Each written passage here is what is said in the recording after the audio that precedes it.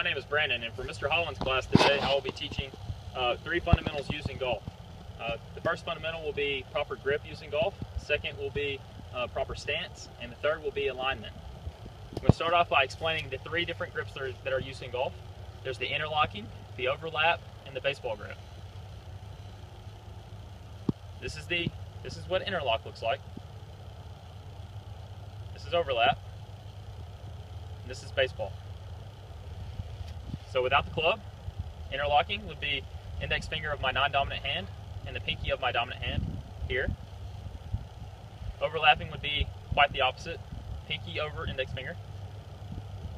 And then baseball grip would be essentially a baseball grip, but more so in the fingers. So generally people who use an interlocking grip have smaller hands. People who use overlapping have larger hands or larger fingers. So there's not much area for them, or space for them to interlock. And thirdly, people who generally use baseball grip, people who picked up the game later in life, or people who do have really small hands, because it's a small, compact technique. I would like to say that it doesn't matter which grip you use, it's all preference. And if I were to use whichever grip I would like to use, you can see here I've drawn a line from the bottom of my index finger across my palm, and then a line across the inside of my first knuckles on the inside of my hand in between my palm. So I'm right-handed. This is where the club should line up, right here. Doesn't matter which grip I use, that's where it's going to fall. Very important that you keep these in one unit. And on a scale of 1 to 10, you would like to grip your club probably on a 3 or a 4. If you grip it too hard, the club's not going to release.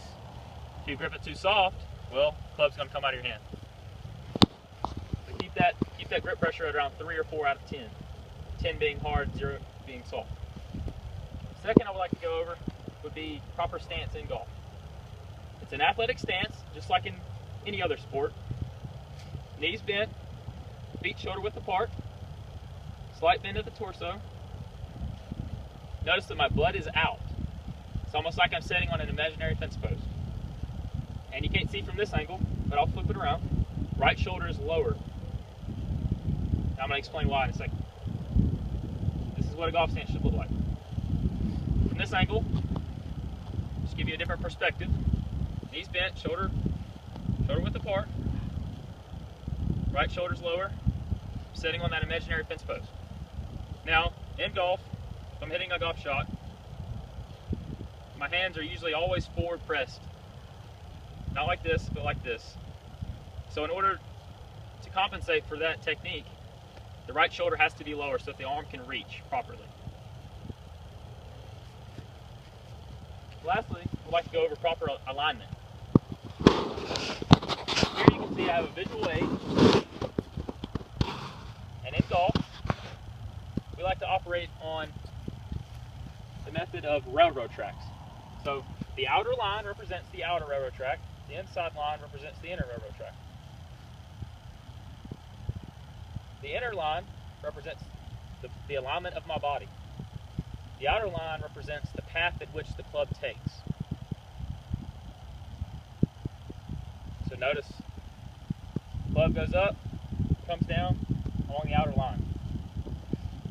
This is probably the most skewed view or technique used in golf, because generally people who play golf never receive the proper technique, they never receive the proper instruction, they never seek advice or help. So when they play, they develop bad habits. This is the one thing that you need to learn to get from point A to point B.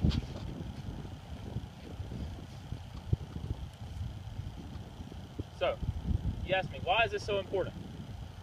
Well, at 30, 40 yards, it's not really that big of a deal. But when you start talking about 250 yards, that's a bigger deal. Because if these lines are ever so off, just the slightest bit, well, the magnitude of how much they're off is multiplied by however far you're going. So, in theory, if my club is aimed at the flag and the inner line is aimed at the flag, well, those lines are not parallel, are they?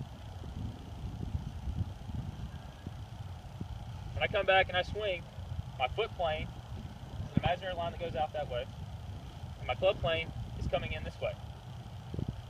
I'm working against myself. When you work against yourself in golf, there are no consistent results. If my body line is aimed 20 yards left and my club is on target, which is called an open stance, then I'm prone to either pull the ball left or hang it out right. Same concept goes for the other way around. If my club path is out, club goes out, I'm prone to push it or draw it. So, much straighter that you can keep these lines, more consistent results that you're going to have.